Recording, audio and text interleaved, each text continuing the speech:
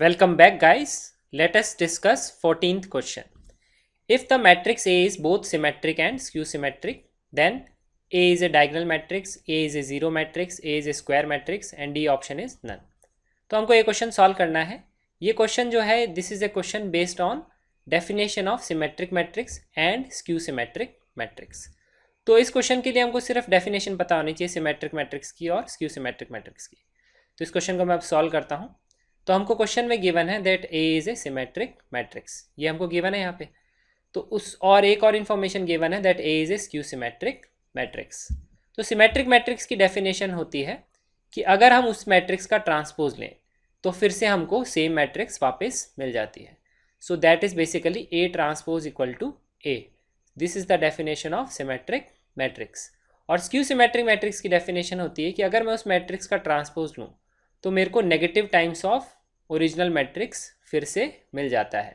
So this is the definition of skew symmetric matrix. ये बहुत ही important definitions है. एक चीज़ ध्यान रखिए, जब हम ट्रांसपोज लेते हैं तो ओरिजिनल मैट्रिक्स वापस मिलती है, ओरिजिनल मैट्रिक्स का नेगेटिव साइन मिलता है. यहाँ पे एक मैट्रिक्स होना ज़रूरी नहीं है, this can be A multiple of matrices. अगर आपको ऐसा क्वेश्चन देखना है जिसमें मल्टीपल ऑफ मैट्रिसेस के कॉन्सेप्ट के ऊपर बेस्ड है तो वो इसी एक्सरसाइज का क्वेश्चन 4th और क्वेश्चन 5th इसी टाइप के क्वेश्चन हैं. तो आप उन क्वेश्चंस को रेफर कर सकते हैं और उसमें आप एक बहुत ही इंपॉर्टेंट कॉन्सेप्ट भी सीखेंगे.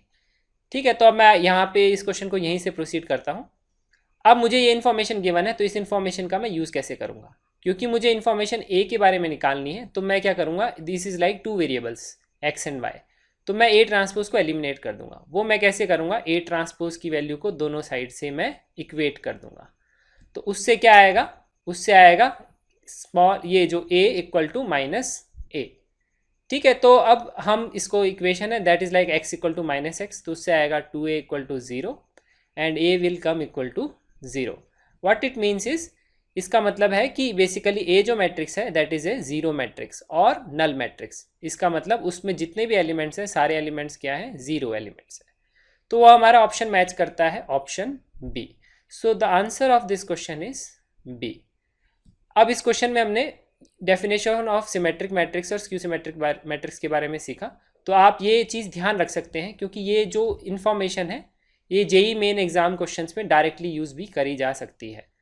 ठीक है, और जेई एडवांस में इस तरह के वन ऑफ द ऑप्शंस आते हैं.